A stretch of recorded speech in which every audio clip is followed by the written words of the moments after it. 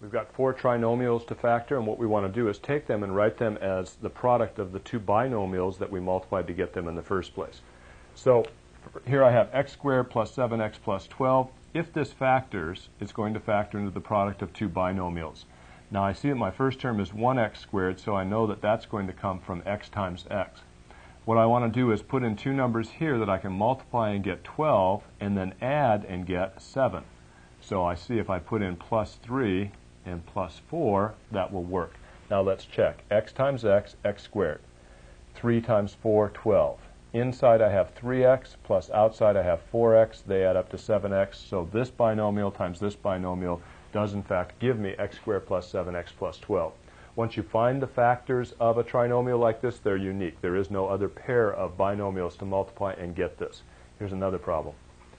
Want to multiply 2 binomials and end up with a squared plus 10a plus 21.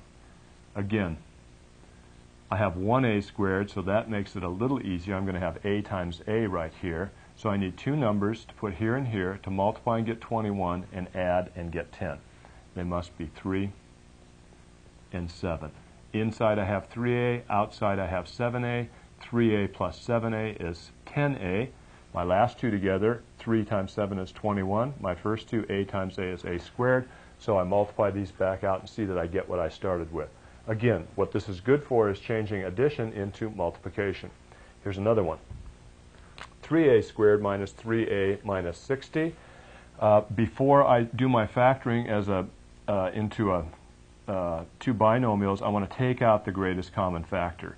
So I'll begin by that kind of factoring. 3 times a squared minus a minus 20.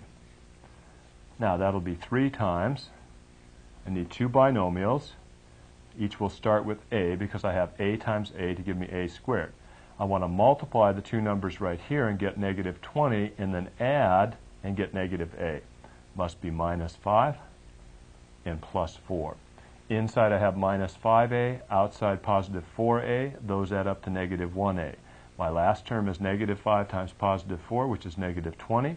My first term comes from a times a, which is a squared.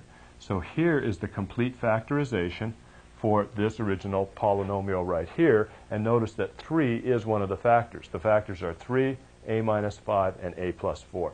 Here's another one. Let's see. 100p squared minus 1300p plus 4000. Let's begin by taking 100 outside. What's left is p squared minus 13p plus 40. Now we should be able to factor that. 100 times 2 binomials, p there and p there, so that p times p is p squared. Want to multiply and get 40 and add and get minus 13. How about minus 8 and minus 5? Negative 8 times negative 5, positive 40. Negative 8p plus negative 5p add up to negative 13p, and then p times p is p squared. So that's the complete factorization for this polynomial right here. So the first thing you want to do in any kind of factoring is look for the greatest common factor. If there is a greatest common factor other than the number 1, you want to factor it out first and then factor the polynomial that remains.